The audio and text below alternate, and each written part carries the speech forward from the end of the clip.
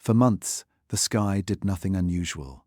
No alarms, no headlines. Just another object moving quietly along the ecliptic, exactly where gravity said it should be. Astronomers watched it the way they watch thousands of others. Calm, routine, almost bored. A small point of light drifting through the dark. Cold, ancient, predictable, or so it seemed. Every night, telescopes turned toward the same patch of space, the same slow approach, the same steady path toward the sun.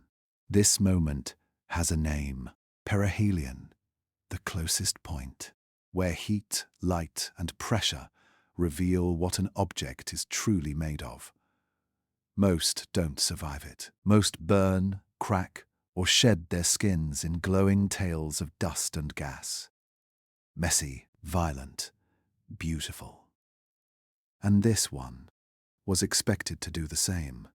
So scientists waited. They ran models, checked charts, compared it to comets seen 1,000 times before. Everything fit too well. Then the first real data arrived. Not images, not pictures, numbers. A light curve. A simple graph that shows how brightness changes over time. Usually, it's boring. A slow rise as the object warms. A smooth fall as it moves away. This time, the line didn't behave. At first, it was subtle. A tiny dip where there should have been a rise. A pause where acceleration was expected. Easy to ignore. Noise, maybe. A calibration error. A tired instrument. So they checked again. Another telescope. Another observatory. Another continent. Same result. The brightness wasn't wrong. It was structured. The object brightened, then dimmed. Then brightened again. Not randomly, evenly, as if following a rule. The room went quiet, because in space, randomness is common. Patterns are not. Someone joked it was a glitch. Someone else said solar wind interference. But no one laughed, because the timing was clean. Too clean. Minutes apart. Then hours. Then a rhythm. Like breathing. The light curve wasn't smooth anymore. It had edges. Corners. Moments where the brightness stopped changing, then started again. As if something was deciding when to reflect the sun. And that's when the questions began. What kind of surface does that? Ice scatters light. Dust blurs it. Rock absorbs it. But this was controlled. They zoomed in. They layered old data on top of new. The mismatch grew clearer. The closer it got to the sun, the more stable it became. That alone made no sense. Heat should make things chaotic, unstable, violent. But the light curve tightened. Less noise, more order. Almost as if perihelion wasn't a threat, but a trigger. Emails crossed time zones. Late-night calls stretched into mornings. The same sentence kept appearing in different words. This shouldn't look like this. Someone asked the obvious question. What if we've been watching it wrong? Because for months they treated it like a comet, or an asteroid, or debris left over from formation. But the data didn't care about labels. It just sat there, quietly disagreeing. The object wasn't tumbling the way it should. The brightness shifts weren't tied to rotation. They weren't caused by jets or flares. They were timed.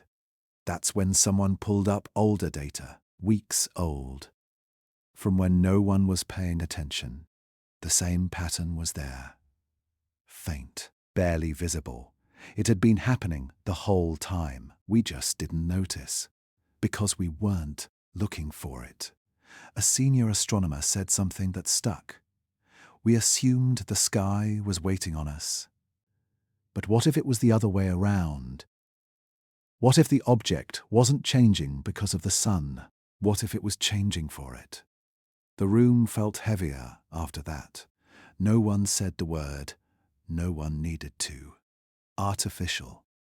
Not alien life. Not little green beings. Just structure. Design. Something made, not grown. But that idea was dangerous, so it stayed unspoken. For now, instead, they focused on numbers. Reflectivity values climbed where they should drop. Angles mattered more than distance, as if the surface knew where the sun was and how to face it. That's when a technician noticed something small. The light curve wasn't just patterned, it was consistent across wavelengths. Visible light. Infrared, near, ultraviolet. Different energies, same rhythm. Natural objects don't do that. They behave differently under different light. This didn't. It responded as one system. Someone whispered, like a single body, not debris. No one corrected them. Outside the labs, the world slept. Cars passed. Phones buzzed. Coffee cooled. No one looked up. But something was passing through our sky, and the data was changing the room.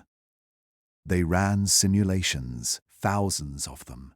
Every known material, every known shape. Nothing matched.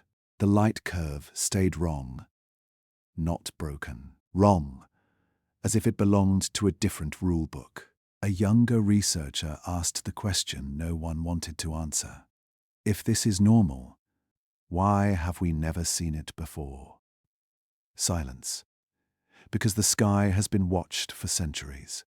We know how things fall, how they burn, how they fade. This object didn't follow the script, and worse, it wasn't hiding. It was bright enough to see, close enough to track, right there.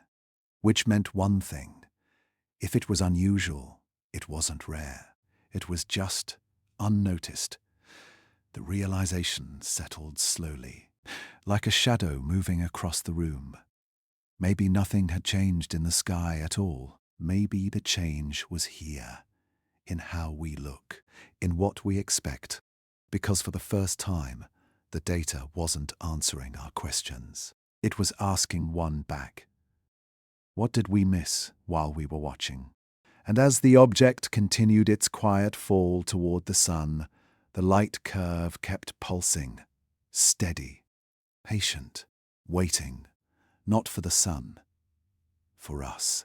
At first, it looked perfect. The orbit line was clean, smooth, exactly where math said it should be. A graceful curve, drawn by gravity itself. Astronomers trust these lines. They're not guesses. They're promises. Given enough data, an object in space should obey them. Always. So they kept watching. Every hour, the margin of error shrank. More data. More precision. The line should have settled. It didn't. Instead, it wavered, just a little.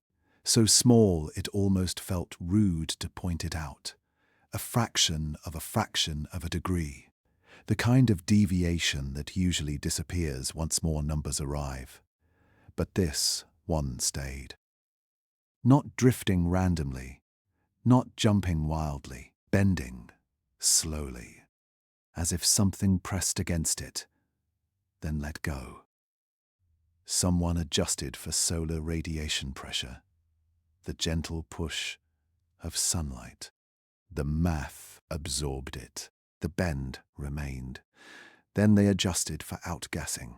Jets of gas boiling off the surface. Again, the model tightened. But the path still refused to behave. The object was late, then early, then exactly on time. Not chaos. Correction, like it was nudging itself back into place. That's when an uncomfortable thought entered the room. Objects don't correct, someone said quietly. They drift. They overlaid the orbit from yesterday, then the day before, then a week back. The deviations lined up, not scattered. Aligned. Each one small enough to dismiss alone, but together they told a story. A sequence of tiny course changes, measured, timed, deliberate. The word nudge appeared in the notes. Not shove, not thrust, nudge. Because whatever was happening wasn't loud. There were no plumes, no explosions, no flashes of energy, just pressure. Gentle adjustments made over time, like steering a ship with one finger. Gravity was still in charge, mostly, but something else was participating. They checked nearby objects. Nothing else in the region behaved this way. Same sun, same solar wind, same space, different result. Which meant the cause wasn't outside. It was local. It was on the object. The orbit line began to look less like a path and more like a choice. That idea felt dangerous, so they pushed back. Could it be mass distribution, an uneven shape? They modeled it as a tumbling shard, then a lumpy rock, then a spinning plate. Each version failed because tumbling creates noise. This was quiet, smooth, corrective. Someone pointed to the timing. Each deviation happened after a light curve pulse, not before, after. As if brightness changed first. Then the path responded. That wasn't how physics usually works. Light doesn't steer mass, unless the light was a side effect, not the cause. The room grew tense. Coffee cups stayed untouched. Screens filled with overlapping lines. Every model ended the same way. Gravity explained most of it, but not all. And in science, not all is where everything changes. A senior voice broke the silence. If this were a spacecraft, he said, this is what station keeping would look like. No one replied, because no one wanted to say the next sentence out loud. Spacecraft don't drift accidentally. They adjust just enough to stay on course. And they do it quietly, efficiently. The object wasn't accelerating hard. It wasn't escaping the sun. It was staying exactly where it seemed to want to be. Closer inspection revealed something worse. The corrections were strongest near perihelion, where gravity is fiercest, where control is hardest. That's the most expensive place to make adjustments. And yet, that's where the line bent the most. Why spend effort there, unless the position mattered? Unless the distance, the angle, the timing, all had to be just right. Someone muttered, "It's like it's aiming for something." But aiming at what? The sun? No. The bend wasn't toward impact. It wasn't away either. It was lateral, sideways, as if aligning with an invisible track. They checked the ecliptic plane. The object hugged it closely, too closely. Most visitors come in tilted, messy, unaligned. This one slid along the system's flat plane, like it belonged there, like it was designed to pass through. A junior analyst noticed something subtle. The deviations weren't continuous. They came in steps. Pause. Adjust. Hold. Pause. Adjust. Hold. The same rhythm seen in the light curve. Brightness. Then movement. As if two systems were talking to each other. one watching, one acting. That's when the question changed. Not, what is causing this, but why so carefully? If this were random physics, it would be sloppy. This was neat, economical, intentional without being dramatic. The kind of motion you use when you don't want to be noticed. Outside the data room, the sun burned the same as always, unaware, indifferent. But something near it was tracing a line that didn't belong to nature's handwriting. And the line kept bending. Never enough to panic. Never enough to alert the world. Just enough to say, I am not falling. The models grew heavier with each run. Confidence bars shrank. Uncertainty shifted from the numbers to the assumptions. Maybe the problem wasn't the object. Maybe it was us. Our belief that everything up there is passive. Silent. Obedient. What if some things don't just move through space? What if they navigate it? By the end of the night, one sentence sat in the summary draft. Plain, careful, uncomfortable. The observed trajectory cannot be explained by gravity alone. That line would be debated, rewritten, softened, but it wouldn't disappear. Because the orbit line was no longer just a prediction. It was a question. And it was bending right in front of us. So the watching continued. More data, more nights, waiting to see if the line would finally settle, or if the next correction would be even clearer. At first, it sounded like static, not literal noise, data noise, the kind astronomers are trained to ignore. Tiny jumps in brightness, small dips. Nothing dramatic. The universe is messy. Stars flicker. Sensors breathe. Cosmic dust gets in the way. So when the brightness rose, then fell, then rose again, no one panicked. Not yet. But then someone noticed the spacing, not random, even, like footsteps in a hallway you weren't supposed to hear. They zoomed out, minutes between peaks, then hours, then longer stretches, still clean, still regular, still wrong. A single telescope can lie. A sensor can drift. So they checked another. Same pulse, different continent, different hardware, different sky, same timing. To the second. That's when the room went quiet again, because coincidence has limits. And this was crossing them. The light curve wasn't smooth anymore. It wasn't chaotic either. It was layered. Noise on top, order underneath. Like a heartbeat hidden behind static. Someone filtered the data, stripped away the mess. And there it was, clear. A rise, a fall, a pause, over and over. The pulse didn't speed up near the sun. It didn't slow down far away. It held its rhythm, as if distance didn't matter, as if something internal was keeping time. That shouldn't happen. Natural objects respond to heat, gravity, pressure. They don't keep schedules. But this did. And worse, it synchronized. Observatories in Chile, Hawaii, Europe, Asia, all saw the same thing. At the same moment, light arriving from millions of kilometers away, arriving together. That meant the source wasn't local. It wasn't Earth-based interference.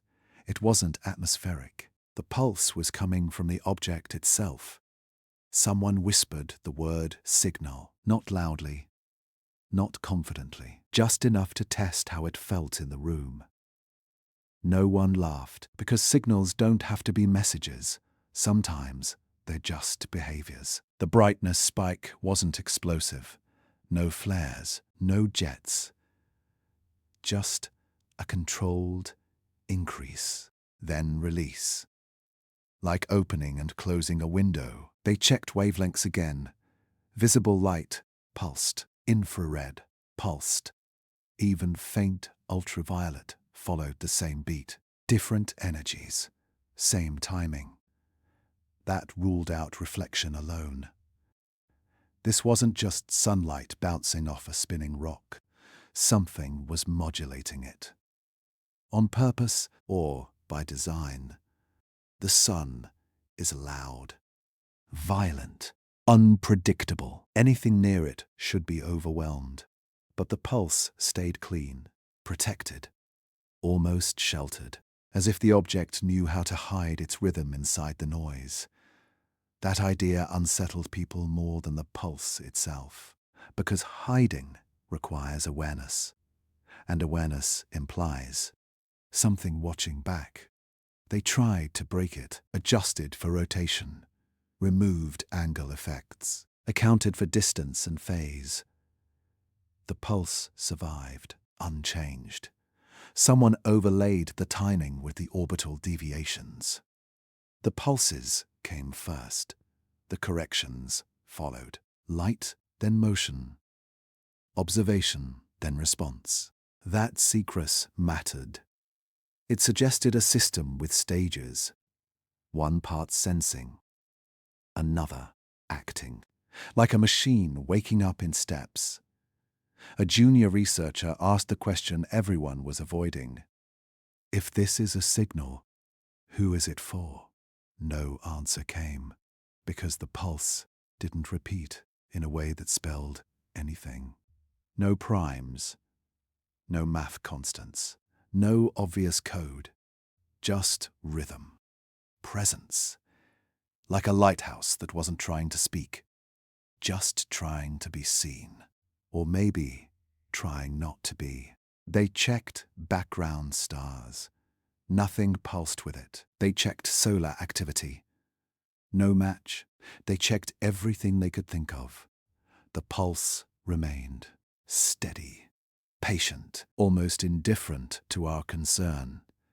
That was the strangest part. If this were a flare, it would peak and fade. If it were decay, it would slow. But this didn't care. It didn't react to attention. It didn't change when discovered.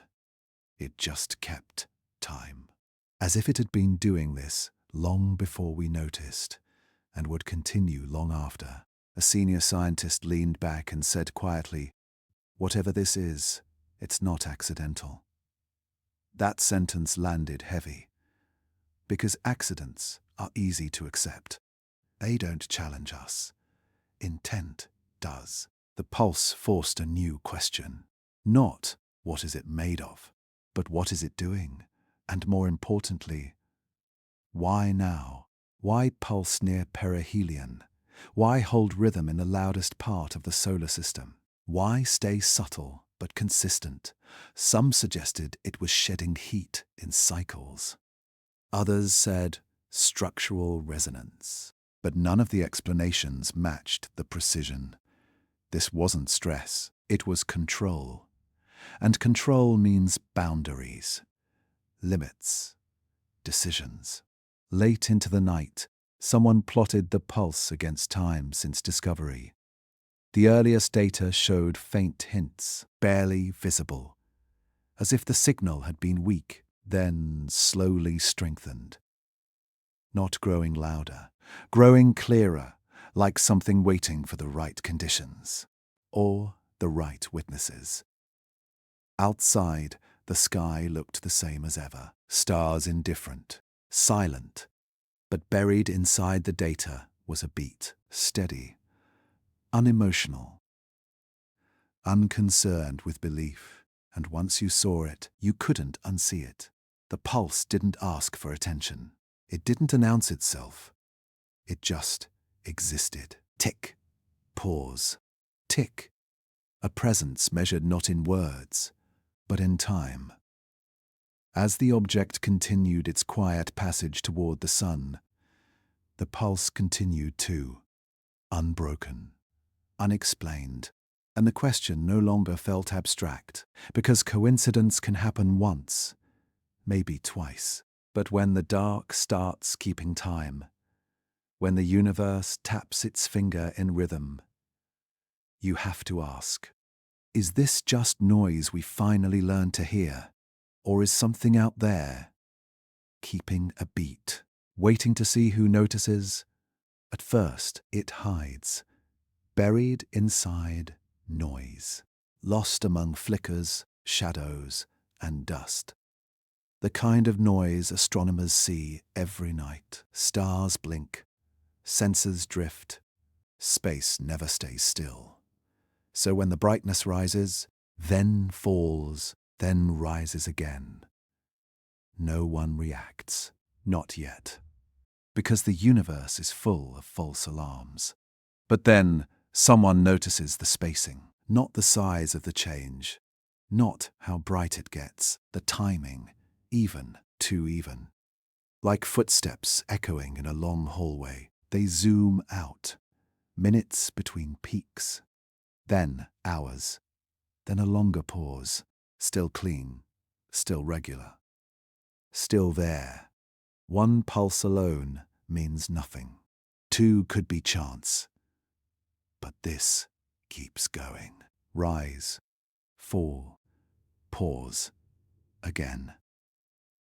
And again, someone runs a filter, strips away background stars, removes sensor drift. What's left is simple, a steady beat. Not loud, not dramatic, just persistent, a heartbeat inside the dark. They check another telescope, same pulse, different location, different equipment, same timing. To the second, that's when the room goes quiet, because one instrument can be wrong. Two can agree by luck. But when observatories across the planet see the same thing, at the same moment, luck runs out. Chile sees it. Hawaii sees it. Europe sees it. Light that left the object long ago, arriving together. Perfectly aligned. That means one thing. The pulse isn't local. It isn't Earth. It isn't atmosphere. It isn't interference. It's coming from the object itself. Someone finally says it out loud. Is it a signal? The word hangs there, heavy. Signals don't have to speak. They don't have to mean hello. Sometimes they just mean I'm here. The team checks wavelengths, visible light pulses, infrared pulses. Ultraviolet follows along. Different energies. Same rhythm. That shouldn't happen. Natural reflection behaves differently across light. Ice scatters. Dust blurs. Rock absorbs. This doesn't scatter. It modulates, like something turning a dimmer switch. On, off, on. The sun is violent near perihelion. Solar wind slams, radiation surges. Anything near it should be overwhelmed, drowned. But the pulse stays clean, protected, as if it knows how to hide inside the chaos. That's unsettling, because hiding requires awareness, and awareness suggests design. They overlay the pulse with orbital data. Something clicks. Each pulse comes first. Then, minutes later, the trajectory shifts. Tiny corrections. Barely noticeable, but consistent. Light, then motion, as if one system senses and another responds. Like eyes and hands. Someone whispers, "That's a feedback loop." No one argues. They try to break the pattern, adjust for rotation, angle, distance. The pulse survives, unchanged. It doesn't care how we look at it. It doesn't speed up near the sun. It doesn't slow down far away. It keeps time, That's not how natural objects behave. They react. They don't schedule. This one does. A junior researcher asks a simple question. If it's a signal, who is it for? No one answers. Because the pulse doesn't spell anything. No numbers. No codes. Just rhythm. Like a lighthouse that isn't trying to talk, just trying to exist. Or maybe trying to be noticed by something else. They search the background sky. No star pulses with it. They check solar data. No match. They check everything. The pulse remains steady, patient, almost indifferent. That's the strangest part. If it were a flare, it would fade. If it were decay, it would slow. But this doesn't change. It doesn't react to discovery. It doesn't respond to attention. It just continues, as if it has been doing this all along, long before we looked, and will continue long after. Someone leans back and exhales. Whatever this is, it's not accidental, because accidents are messy. This is neat, precise, controlled. The pulse forces a shift in thinking. Not what is it made of, but what is it doing? Why pulse near perihelion? Why hold rhythm in the loudest part of the solar system? Why stay subtle but exact? Some suggest thermal cycling. Others say structural resonance. But none explain the timing. This isn't stress, it's restraint. Late into the night, someone checks older data, weeks back, before anyone cared. The pulse is there. Faint, almost invisible, as if it were whispering, then slowly speaking louder, not brighter, clearer, like something waiting for the right conditions or the right witness. Outside, the world keeps moving. Cars pass, lights flicker, people sleep unaware. Above them, an object moves through the dark, keeping time. Tick, pause, tick. Not fast enough to alarm, not slow enough to ignore.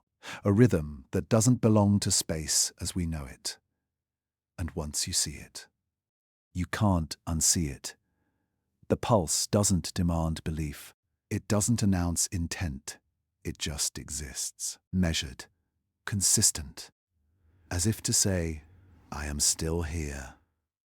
As the object continues toward the sun, the pulse continues too, unbroken, unexplained, and the question no longer feels distant, because coincidence can happen once, maybe twice, but when the dark itself keeps a beat, when the universe taps its finger in time, you have to ask, is this just noise we finally learned to hear? Or is something out there keeping a rhythm, waiting to see who notices? The sun doesn't negotiate. Up close, it overwhelms everything. It floods space with heat, strips ice, boils rock, and leaves no room for balance. Anything that drifts too near is supposed to react the same way.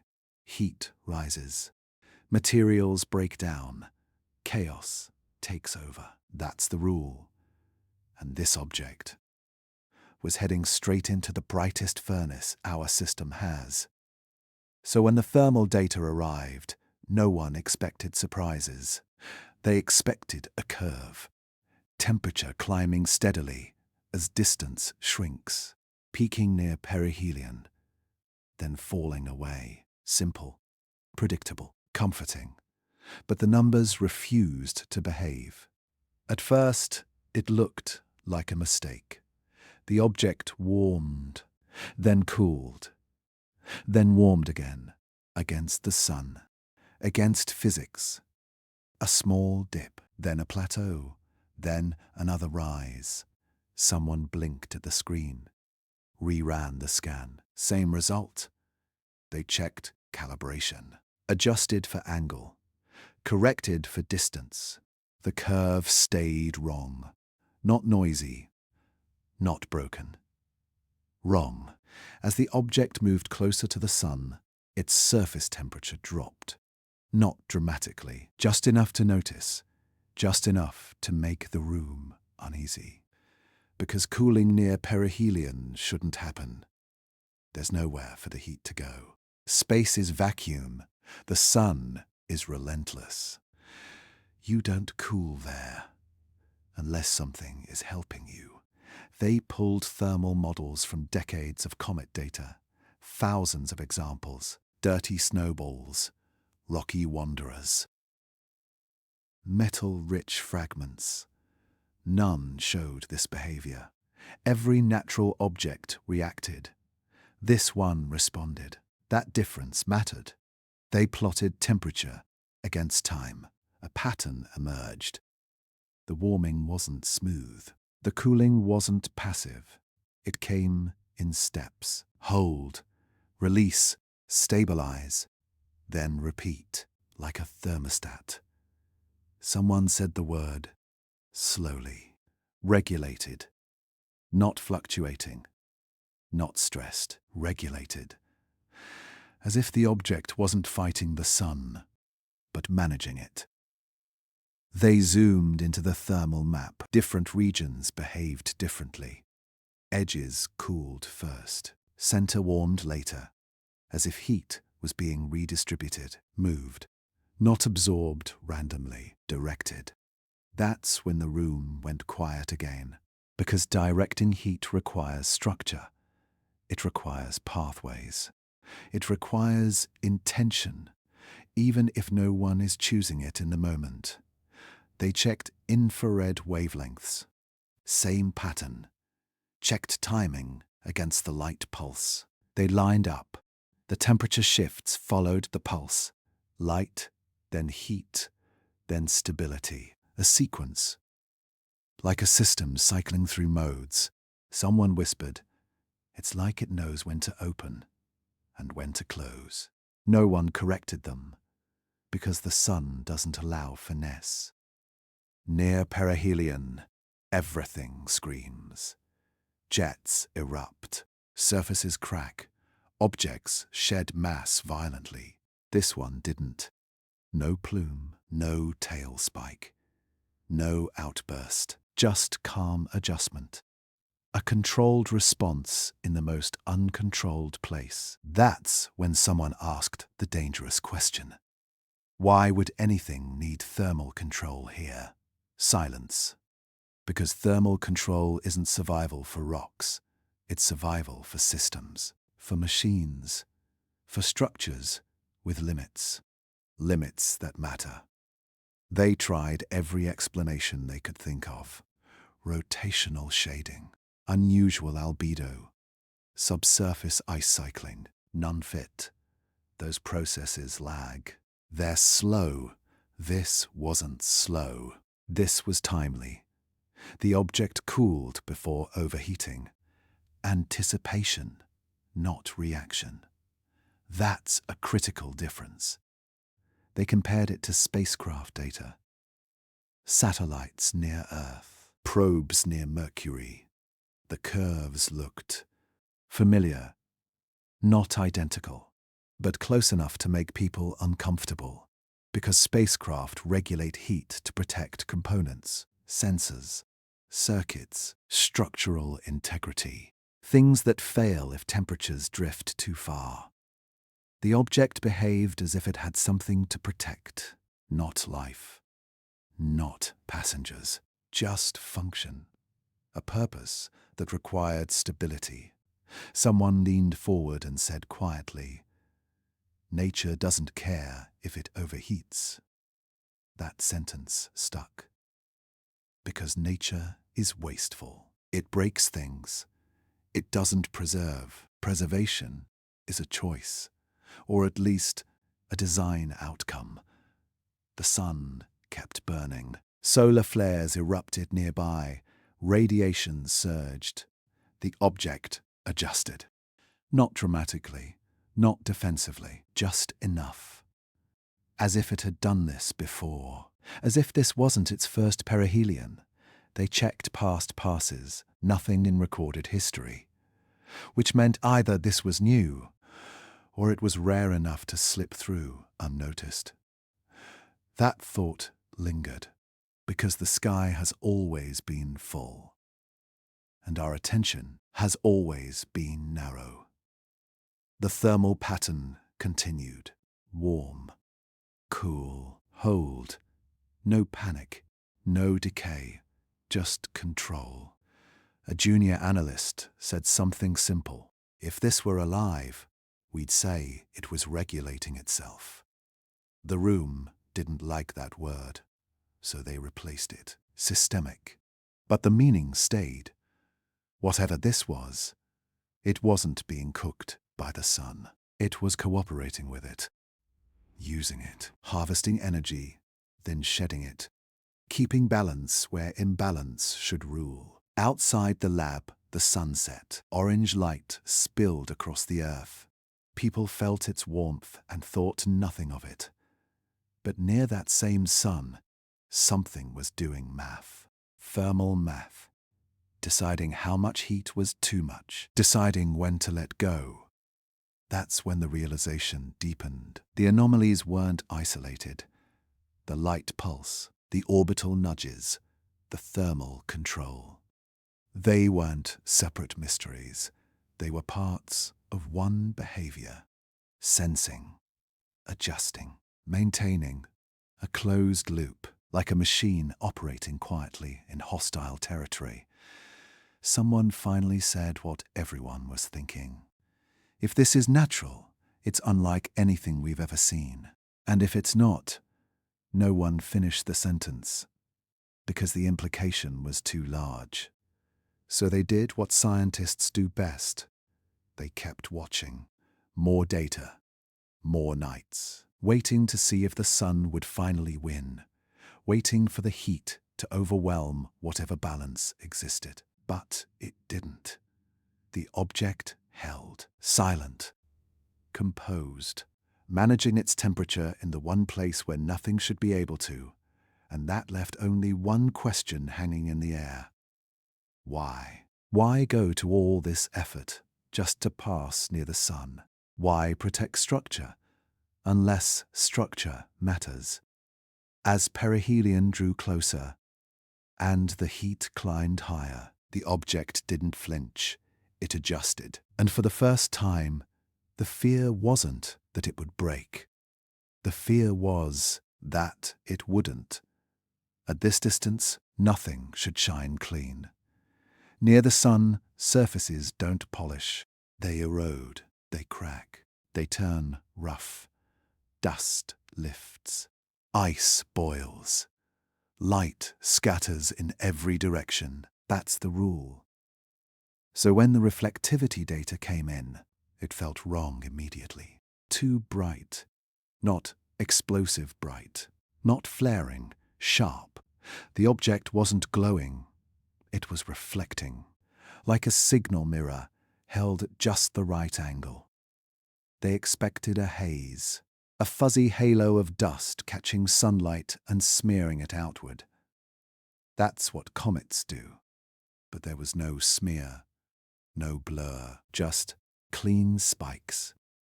Sudden jumps in brightness, then sudden drops, as if the surface had edges, angles. Someone pulled up the albedo chart. Reflectivity climbed where it should fall. Near perihelion, surfaces usually darken. Materials burn. Carbon builds up. Everything turns dull. This did the opposite. It got cleaner, brighter, more efficient at throwing sunlight back into space. Someone stared at the graph and said quietly, "That looks smooth."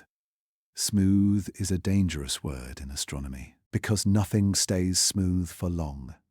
Micrometeorites pit surfaces, radiation scars them, thermal stress fractures them, time makes everything ugly. Except this. They zoomed into the brightness spikes. They were directional, not uniform. The reflection only surged when the object faced a specific angle relative to the sun. Then it vanished, like a blade turning in light. That's when the comparison changed. Not ice, not dust, metal, or something behaving like it. They checked polarization, the way light twists after bouncing off a surface. Natural ice scatters polarization randomly. This didn't. The polarization stayed tight, ordered, as if the surface was engineered to reflect, not absorb. Someone whispered, "It's acting like a mirror." And that's when the room got uncomfortable. Because mirrors near the sun don't last. They warp. They melt. They cloud. Unless they're designed not to. They ran surface models. Cracked ice. Layered regolith. Carbon crusts. None matched. Every natural texture diffused light. This concentrated it. Focused it. Almost aimed it. That raised a worse question. If it's reflecting light so efficiently, where is the heat going? That answer didn't sit well with anyone. Because high reflectivity plus thermal regulation isn't random. It's intentional. The surface wasn't just surviving the sun. It was handling it. Like it knew exactly how much to take and how much to throw away. Someone compared it to spacecraft heat shields. Polished, layered, optimized, built to survive extremes. But this wasn't pointed at the sun. It was angled carefully, as if reflectivity wasn't just protection, as if it served another purpose. They checked timing. The reflectivity spikes lined up with the light pulses. Pulse, reflection, then calm. A cycle. One system feeding another. That's when the word skin appeared in the notes. Not surface. Skin. Because this didn't behave like exposed material. It behaved like an outer layer, something meant to interface with space, shielding what's underneath. A senior scientist frowned and said, "Nature doesn't polish like this. Nature fractures. It abrades. It randomizes. Polish is the result of care, or repetition, or design." They looked for damage, cracks, irregularities, weak points. There were some, but fewer than expected. Too few. As if the surface healed or was replaced, or never suffered much damage at all. That idea felt heavier than the data itself. Because if this surface is maintained, then maintenance implies longevity. And longevity implies intent. The sun flared again. Radiation surged. The reflectivity held. Didn't spike wildly. Didn't degrade. It just stayed within limits. Like it had rules. Someone leaned back and exhaled. This thing is built to be here. Not born here. Built. The word hung there. No one rushed to erase it. Because the mirror problem wouldn't go away. You can explain one anomaly. 2, raise eyebrows. 3, start rewriting assumptions. This was another piece sliding into place. The orbit that corrected itself. The pulse that kept time. The heat that regulated. Now a surface that reflected like a tool, not a relic, not debris. A structure. They checked how rare this behavior was. Extremely. Nothing else in the database showed it. Not even close. Which meant one of two things. Either this was a fluke, or it wasn't meant to blend in. That thought shifted the mood, because until now the object felt quiet. Subtle. Careful. But mirrors aren't subtle. They announce presence. They say, something solid is here. So why reflect so cleanly? Why risk attention? Unless attention didn't matter. Unless the reflection wasn't for us. Unless it was for something else. Something positioned where the angle mattered. The sun. Or something beyond it. They checked where the reflected light went. Most of it vanished into empty space, but some of it aligned. Briefly, along a narrow path. Not long enough to call it a beam, just long enough to notice. A coincidence, maybe, or a hint. By the end of the night, the surface had a new label. Non-cometary. Not natural. Just other. The mirror problem refused to be solved. Because no origin story made sense. Not formation, not collision, not chance. What kind of origin leaves a mirror near the sun? What kind of journey requires a skin like this? And most unsettling of all, if this is just the outside, what's underneath it? As the object continued its passage, the sun reflected cleanly off its surface, like light touching something that expected it. And for the first time, the question shifted again. Not, what is it? But who built something that can look at the sun and not blink? Everyone expected noise. At perihelion, there is always noise. That's where comets break open, where pressure peaks, where the sun pulls hardest and burns brightest. It's where objects usually scream. Jets erupt. Tails explode. Data spikes flood the screens, so the rooms were ready. Extra monitors, extra backups, extra eyes. Because if this object was going to reveal its true nature, this was the moment. The spike came, right on time. Brightness surged. Thermal readings peaked. Reflectivity flared at precise angles. For a brief moment, everything intensified. And then, nothing. No flare, no collapse, no chaos. Just silence. The graphs flattened. The pulse stopped. The light curve smoothed into a line so calm it felt unreal, as if someone had reached over and turned something off. At first, people assumed failure, a sensor glitch. Data dropout, solar interference. They checked connections, switched instruments, pulled feeds from other observatories. Same result. Everywhere. At the same time, the object didn't vanish. It was still there, still visible, still moving. But all the behavior was gone. No pulse, no thermal cycling, no reflective spikes, just passive brightness, like an ordinary body drifting through space. That shouldn't happen. Perihelion is not gentle. If anything was going to go wrong, it should go wrong here. But instead of noise, there was restraint. Someone whispered, "It's like it went dormant."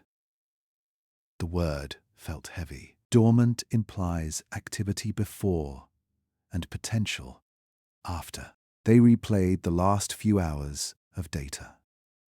Frame by frame, everything shut down in sequence. Pulse first, then thermal modulation, then surface response. Not abruptly, gracefully, like a system entering standby. No error states, no runaway values, just completion. That's when someone asked the question no one wanted to hear. What if it wasn't failing? What if it was finished? Finished with what? No one knew. The sun roared. Flares erupted nearby. Solar wind battered the region. The object didn't react. No defense. No adjustment. It simply coasted, as if its job near the sun was done. The contrast was unsettling, because nature doesn't stop mid-crisis. It either breaks or it doesn't. This did neither. It chose silence. They compared the timing. The shutdown happened exactly at peak perihelion. Not before. Not after. Exactly at the point of maximum exposure. That level of precision wasn't comforting. It suggested planning, a window, an objective. The sun was no longer a threat. It was a reference point. Someone leaned forward and said quietly, "That looked intentional." No one argued, because accidents are messy. This was clean, too clean. The object didn't celebrate survival. It didn't react to relief. It simply transitioned. Like crossing a finish line no one else could see. They checked historical records again, looking for anything similar, anything at all. Nothing matched. Comets flare. Asteroids heat unevenly. Debris fragments spin out. But silence. Silence doesn't belong at perihelion. That's when the emotional shift happened. Up until now, the mystery was external. What is it? How does it work? Now the question felt closer. Why stop? Why shut down? Right when the pressure was highest? Unless pressure was the point. Unless perihelion wasn't a danger, but a trigger, a resource, something to be used, then left behind. The sun kept burning, indifferent, but the object acted like it had crossed a threshold, as if something had been measured, or charged, or completed. They watched for hours, then days. Nothing resumed. No pulse returned. No thermal pattern reappeared. Just quiet motion away from the sun. A passive exit. That silence was louder than any anomaly before it, because it suggested closure, and closure implies intention. Someone finally said it. If this was natural, we would still be seeing something. But there was nothing. Just an object that had done exactly what it came to do, and then stopped. That realization settled slowly, like a weight. The idea that we hadn't interrupted anything. We hadn't scared it. We hadn't changed its behavior. We were irrelevant. Observers, not participants. The sun set on Earth again. Another ordinary day. But near that same sun, something had passed through fire, completed a sequence, and left without a trace. No goodbye, no explanation. Just silence. And silence is never empty. It's full of implication, because turning something off requires knowing how it turns on. And finishing something implies purpose. As the object drifted away from the glare, quiet and unremarkable once more. The final question hung in every room. Was something shut down, or did it simply finish what it came to do? And if it finished, what exactly happened near the sun that we weren't meant to hear? The word doesn't arrive all at once. It slips in quietly, between sentences, between breaths, artificial. No one says it in meetings. Not officially, but it appears in emails sent after midnight, in pauses during video calls, in messages that start with, "This might sound crazy, but," because by now the data has stopped arguing. It's no longer asking to be explained. It's pointing. The orbit that corrected itself, the pulse that kept time, the heat that regulated, the surface that reflected like a tool, the silence that arrived right on schedule. Each piece alone could be dismissed. Together, they form something harder to ignore. Pattern, not chaos, not accident. Pattern, And pattern is uncomfortable, because pattern suggests structure, and structure suggests design. Someone finally says it during a late call, not loudly, not confidently. If this were built, this is what it would look like. No one interrupts, because the statement doesn't feel wild anymore. It feels measured. Careful. They're quick to clarify. Not life, someone adds. No biology. No signals saying hello. That distinction matters. Life brings emotion, fear, stories. This is colder than that. This is structure, behavior. A system doing exactly what it's meant to do. Nothing more, nothing less. The word intent comes up, then quietly gets set aside. Intent implies desire. This doesn't feel like desire. It feels like function. A bridge doesn't want to stand. It just does. A machine doesn't hope to run. It follows rules. That's what this feels like. Rules being executed near the sun. Someone pulls up a list on the screen. Thermal control, trajectory correction, surface optimization, timed shutdown. Each circled, each one labeled. Engineered behavior. No one laughs, because laughter would mean disbelief, and disbelief is running out of room. Still, resistance remains. Science doesn't jump to conclusions. It tests. It resists. It pushes back hard. So they ask the hardest question. Could nature do this, and we just haven't seen it before? It's a fair question.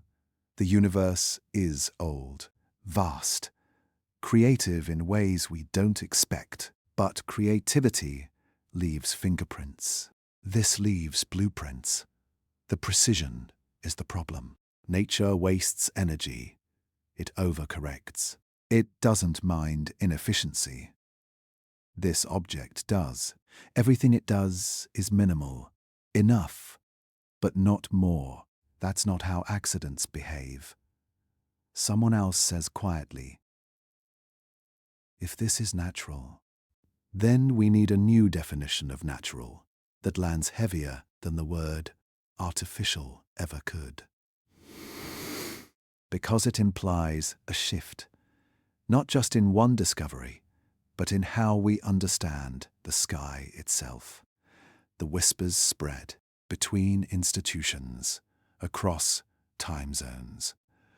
Always careful, always qualified, artificial but unknown, non-biological, possibly technological. No one uses dramatic language. No one wants headlines, because once you name something, you can't unname it, and naming changes responsibility.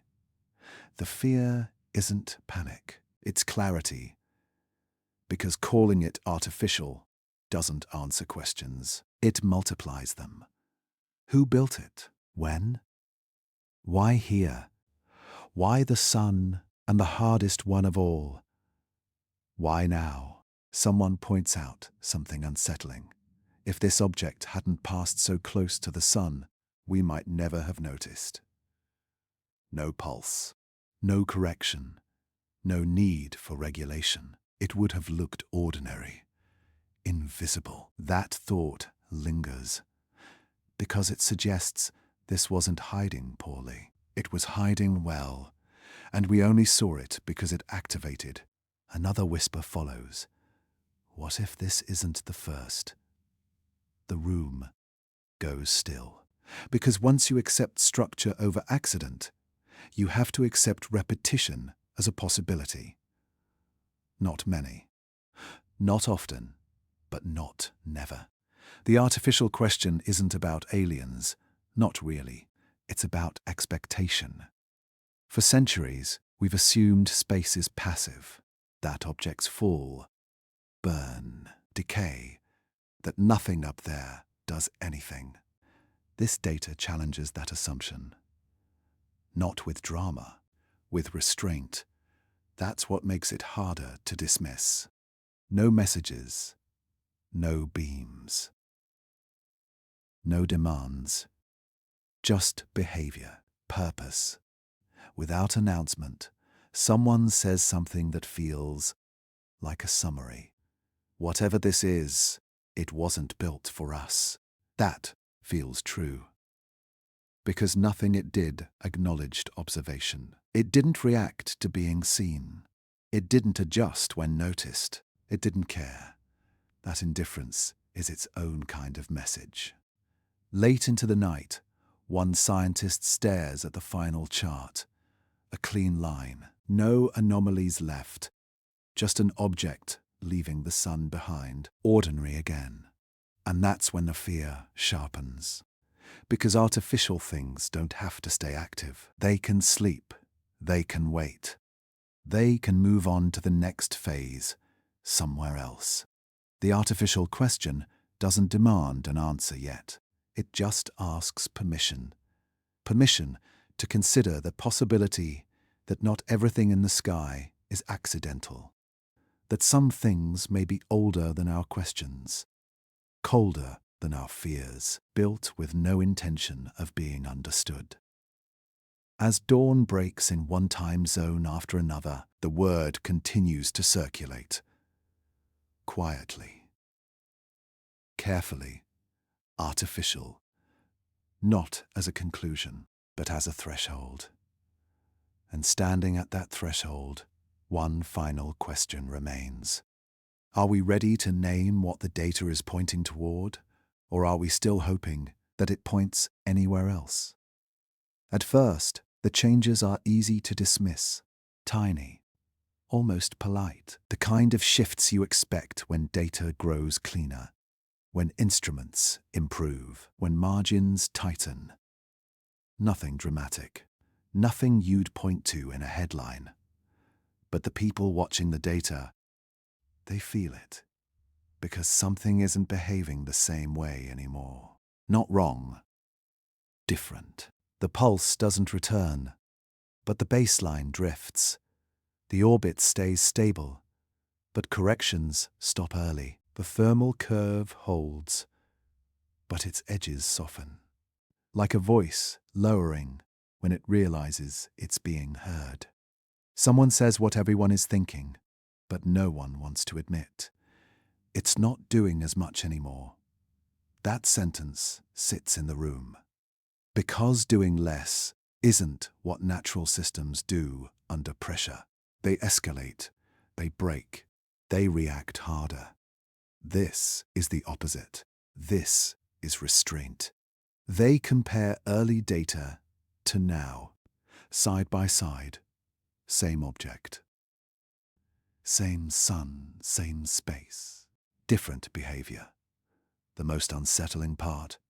The change begins right after global observation ramps up. More telescopes, more wavelengths, more attention. As if the object noticed the difference. Not consciously, not emotionally, but functionally. Like a system that changes modes when conditions shift. The idea feels dangerous, so they choose safer words. Observer effect, measurement interference, selection bias, comfortable terms, terms with history. But none of them fully fit, because those effects usually distort our view of reality. This feels like reality itself adjusting. Someone brings up quantum mechanics, how particles behave differently when measured, how observation isn't passive, how the act of watching becomes part of the experiment. The room doesn't like that comparison, because this isn't a particle. This is big, structured, intentional looking. And yet, the parallels are there. Every time a new instrument locks on, the anomalies flatten, not disappear, just soften, as if the object is reducing contrast, lowering its profile, becoming harder to separate from the background. That's not camouflage. Camouflage is active.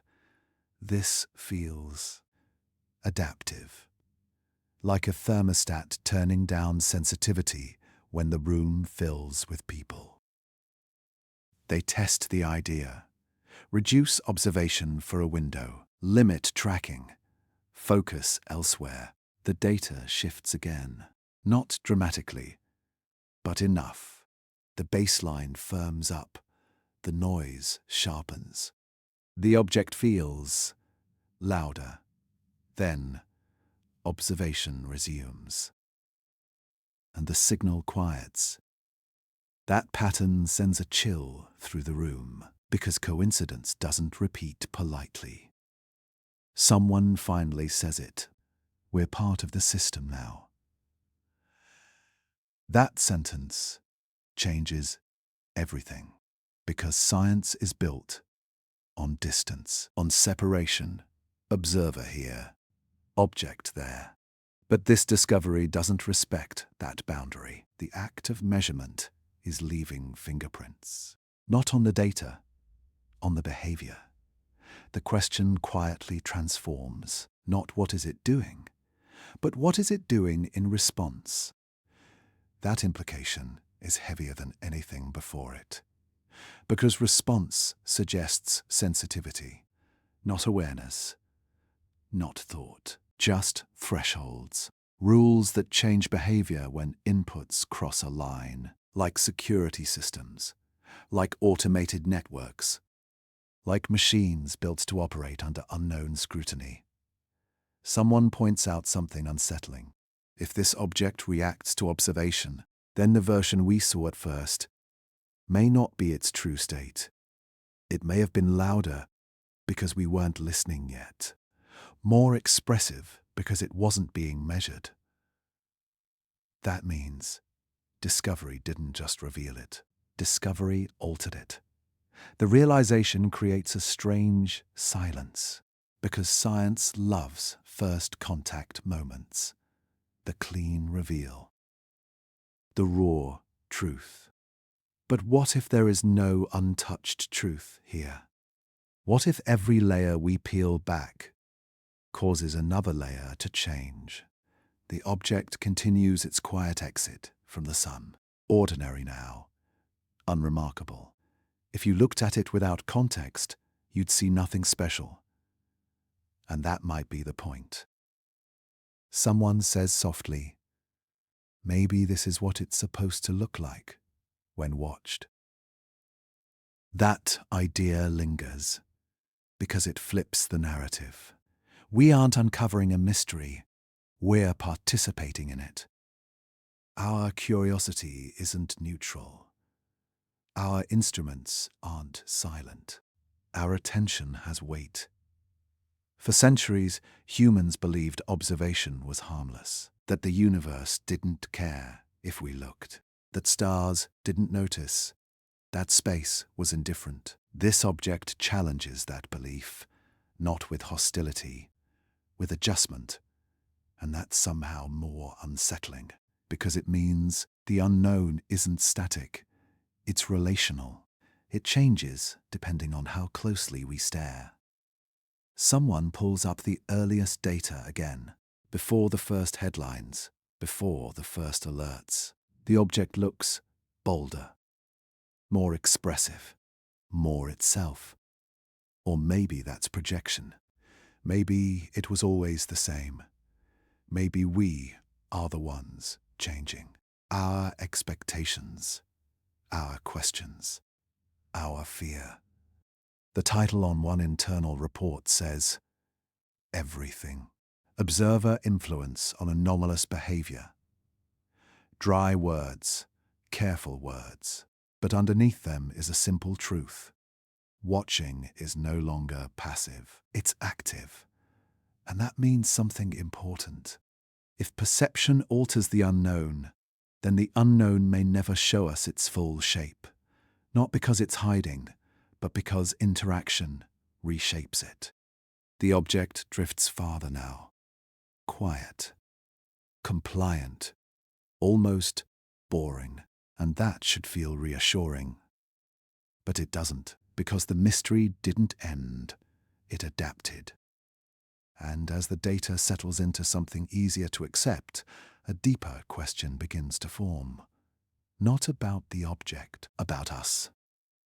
What happens when our need to know becomes part of what we're trying to understand? And if simply watching can change the behavior of the unknown, then what else in the universe has already adjusted?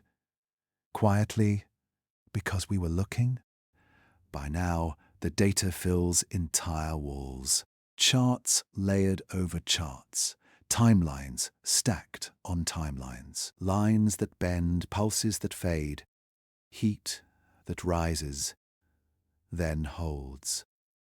When viewed alone, each graph feels incomplete. But when placed together, they align. Not into a message, into a shape. And that distinction matters, because messages are meant to be understood. This isn't. There are no symbols, no repeating codes, no obvious math calling out to us, no greeting, no warning, just behavior, consistent, purposeful, silent. Someone stares at the combined plots and says quietly, "It's like a map, but with no legend. You can see the roads, the intersections, the paths taken and avoided, but nowhere does it explain why." That's when a realization settles in. This was never communication, at least not for us, because communication assumes an audience. It assumes response. This doesn't wait for answers. It acts. The patterns repeat only when conditions repeat. Distance, angle, radiation level, not curiosity, not attention. The sun becomes the constant. Every anomaly grows strongest in relation to it. Every correction aligns around it. Every shutdown occurs after peak exposure. The sun isn't just scenery, it's central. Someone overlays the object's behavior against solar output. X-rays, solar wind, magnetic fields. Something clicks. Not a perfect match, but close enough to feel intentional. The object isn't talking to the sun. It's interacting with it, like a device plugged into a power source. That raises a difficult question. If this is a machine, what does it want from the sun? Energy is the obvious answer. But the sun offers energy freely, violently. There's no need to be subtle. Unless energy isn't the only goal, unless precision matters more than power. They notice something subtle in the timing. The object doesn't react to every solar fluctuation, only specific ones. Thresholds, bands, as if it's sampling, measuring, harvesting something rare inside the chaos. Not heat alone, not light alone. Something structured, something periodic. Someone points to magnetic reconnection events, moments when the sun's field snaps and reshapes itself. The object's activity spikes near those moments, not always, but often enough to be unsettling. Magnetic fields aren't just energy. They're information, structure embedded in motion. That thought hangs in the air, because machines don't just consume power, they consume order. They reduce chaos into function. If this object is doing that, then perihelion wasn't danger, it was opportunity, the closest point to the sun, the richest environment, the place where the most can be taken with the least effort. That reframes everything. The pulses weren't signals, they were synchronizations. The heat control wasn't protection, it was calibration. The reflectivity wasn't a mirror, it was tuning, and the silence afterward was completion. The machine didn't leave a message, because It didn't need to. It wasn't here to speak. It was here to do. That idea is harder to sit with than any alien broadcast, because it suggests indifference. The sun didn't notice. Earth barely mattered. We were observers of a transaction that didn't include us. Someone asks, if it's a machine, why build it to pass through here at all? Another voice answers softly, because this is where the sun is. Simple, unemotional, unsettling. The sun isn't just a star. It's a resource, a beacon, a hub of energy and structure in an otherwise thin region of space. If something were built long ago, designed to travel, designed to endure, this would be a logical stop, not to visit, to interact, and then move on. The map becomes clearer and emptier. There are no arrows pointing outward, no signs of return, just a path that passes through, does what it needs to do, and leaves. That's when the absence of communication makes sense. You don't talk to a fuel station.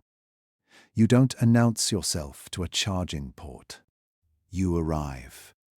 You connect. You disconnect. The thought chills the room, because it reframes the sun's role in the universe, not just as a giver of life, but as a node, one of many. The patterns don't scream invasion. They don't suggest surveillance. They suggest routine. And routine is far more unsettling, because routine implies repetition. Elsewhere, elsewhen.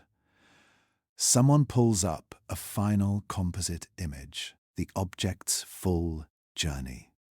Entry, interaction, exit. It looks complete, elegant, finished, no loose ends.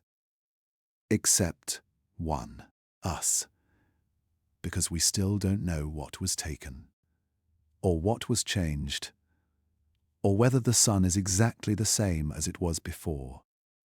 The map has paths, but no labels, no explanations, no warnings. And standing before it, one question refuses to fade. If this is a machine, and this was just a stop, how many other suns have already been part of the same map? And how many more will be, without ever knowing? The object continues outward now, cold, quiet, no anomalies left to chase, just a fading point of light. But the sun remains, burning, unaware. And for the first time, we're left wondering not what passed through our system, but whether our star was ever alone to begin with. The story doesn't stay contained for long. It never does. At first, it leaks out slowly. A paper here, a cautious quote there, language softened, uncertainty emphasized. But the patterns are already out. And once people see patterns, they start connecting them. Headlines appear, careful ones at first. Unusual object near the sun. Anomalous data sparks discussion. Then the tone shifts. Forums light up. Clips circulate. Graphs go viral without context. The silence around the object breaks and the noise moves here. To us. Some laugh it off. Another space mystery.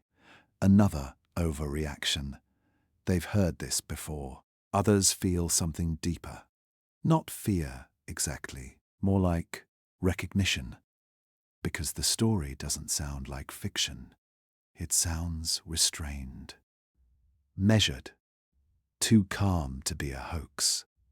And that calm unsettles people. Questions flood in. If this isn't natural, why wasn't it announced? If it is artificial, who decides what that means? And the most dangerous question of all, what happens next? Inside the scientific community, The tone changes. Urgency replaces curiosity. Not panic. Responsibility. Because now, the audience isn't just peers. It's everyone. Some argue for restraint. Careful words. Limited speculation. We don't know enough, they say. We must not project. They've seen this before.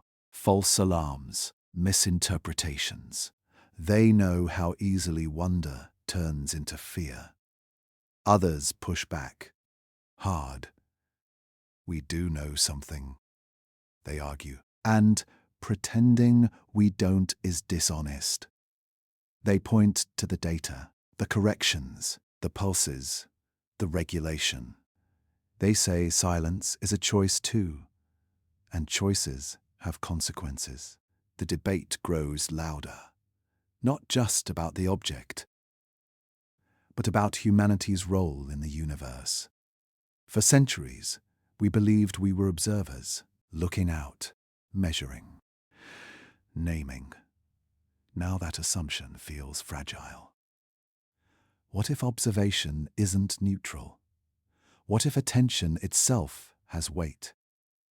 Some researchers suggest new experiments, active ones, directed signals, focused measurements, intentional interaction. If it reacts, they say, we'll know. Others recoil at the idea, because reaction cuts both ways. You don't knock on doors without accepting they might open or knock back. The phrase awakening event starts appearing in opinion pieces, carefully at first, then boldly. An awakening, not of the object, but of us. Because whether this thing was artificial or not, it exposed something. Our expectations, our assumptions, our belief that space is quiet. People argue late into the night, on screens, in studios, in living rooms. Some feel small, insignificant. If something this old, this capable, can pass through unnoticed, what does that make us? Others feel the opposite, energized, alive, as if humanity has finally brushed up against a bigger story. Not invasion, not salvation, just context. And context changes everything. Religious leaders speak, philosophers weigh in. Artists begin to imagine. Everyone sees something different in the same silence. Fear for some, hope for others, and for many, a strange sense of grief. Because the universe felt simpler before. When stars were just stars. When objects fell because they had to. Now there's a crack in that certainty. A question that won't close. Inside labs, arguments get sharper. Don't anthropomorphize, one side warns. This isn't a mind, but it is a system, the other replies. And systems interact. One word keeps resurfacing. Threshold. Have we crossed one, not with the object but with knowledge? Once you accept that something non-natural may exist, even once, you can't go back to pretending the universe is empty of intention. Not intention as desire, but intention as design. Purpose without emotion. That idea frightens people more than aliens ever did, because it doesn't care about us. It doesn't threaten us. It just ignores us. Some voices call for global oversight, international agreements, protocols, rules for engagement with the unknown. Others scoff. You can't regulate curiosity, they say. You can't unsee data. The tension grows, not between nations, but between instincts. One side wants safety, the other wants truth. and both believe they're right. Late one night, a scientist is asked a simple question on camera. Do you think humanity is ready for this? She pauses, longer than expected, then answers quietly. I don't know if ready is the right word. That clip spreads everywhere because it captures the feeling perfectly. This doesn't feel like discovery. It feels like awakening. And awakenings are never gentle. They force re-evaluation. They strip comfort. They demand responsibility. The object itself continues drifting away, silent, unresponsive, unconcerned with our debates. That's the cruel irony. All this noise, and the source remains quiet, as if it already moved on, as if the real event already happened. Near the sun, and what we're experiencing now is just the echo. Some begin to ask a darker question. What if attention itself is the danger? What if pushing too hard, probing too deep, is what changes things? Not with this object, but with whatever built it, or whatever uses the same paths. That thought splits rooms in half, because curiosity is human. It's how we survive, how we grow, how we understand. But so is caution, the understanding that some doors, once opened, don't close quietly. The awakening debate isn't about aliens, it's about identity. Are we explorers, no matter the cost? Or guardians of our own limits? Are we chasing truth or testing boundaries that exist for a reason? No one agrees. No vote is taken. No conclusion reached. The sun rises and sets, as it always has. The object fades further into the dark, and humanity stands at a crossroads, arguing with itself about whether knowing more is always worth what it might change. Because one thing is now clear: whatever passed near the sun didn't just alter data, it altered perspective. And once perspective shifts, there is no returning to sleep. The only question left is whether this awakening leads to understanding or to a shift we can't undo. In the end, there is no moment, no final spike, no closing burst of light, no dramatic goodbye. The object doesn't announce its departure. It simply keeps moving, away from the sun, away from the heat, away from us. The pulse is the first thing to go. Not suddenly, not violently. It weakens, thins, spaces itself out, until one interval passes, then another, and nothing follows. The beat that once hid inside the noise is gone. The light curve smooths out, the edges soften, the object becomes what it always pretended to be. Ordinary, just another point of light drifting through a crowded sky. The patterns dissolve, not erased, completed, like a sentence that ends without punctuation.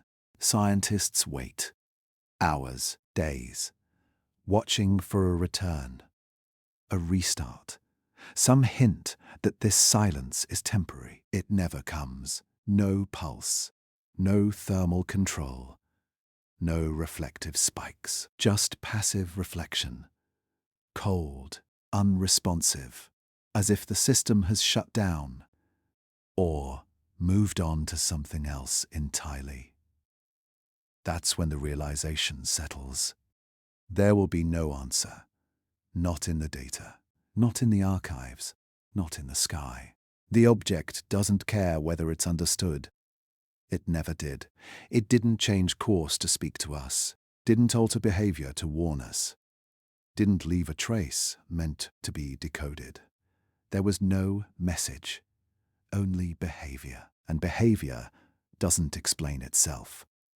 People keep searching anyway, rerunning old data, zooming in on gaps, looking for hidden structure in the silence.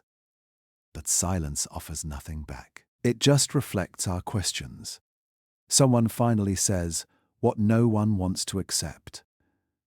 Maybe it was never meant for us. That sentence feels heavier than any conclusion, because it reframes everything. All the anomalies, all the debate, all the fear and wonder.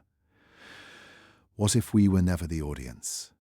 What if we were just present, standing too close to something that had its own destination, its own purpose?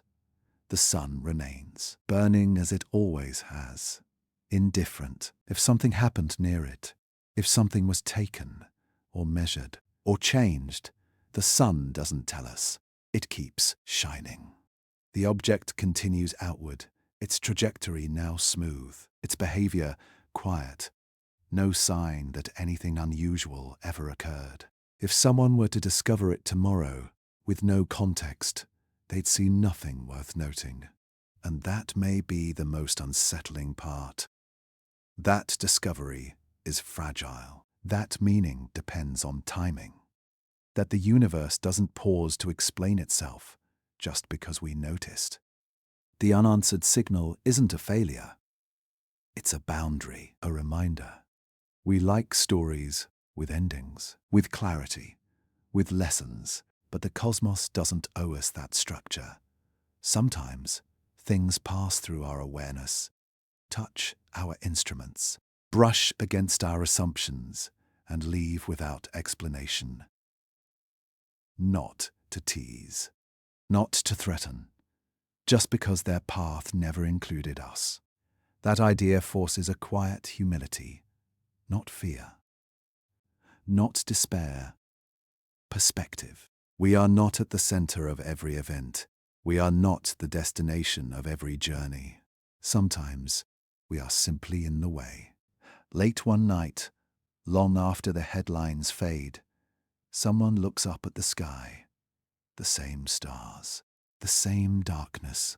Nothing appears different. And yet, everything feels changed. Because somewhere out there, moving between systems, there may be other objects like this one, other machines, other structures, other silent travelers, not watching us, not avoiding us, just passing through the same universe for reasons that don't require our understanding. The unanswered signal doesn't ask us to believe anything. It doesn't ask us to panic. It doesn't even ask us to wonder. It simply leaves us with a choice.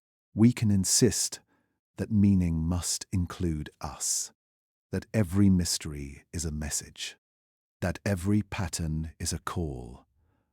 Or we can accept a quieter truth, that the universe is full of processes larger than our stories, that not everything that happens is meant to be heard. As the object fades into distance, as its light blends back into the background, one final question lingers, not in the sky, but in us. Was the signal ever meant for us? Or were we just standing close enough to mistake behavior for communication and silence for mystery? The object doesn't answer. It never will, and maybe that's the answer.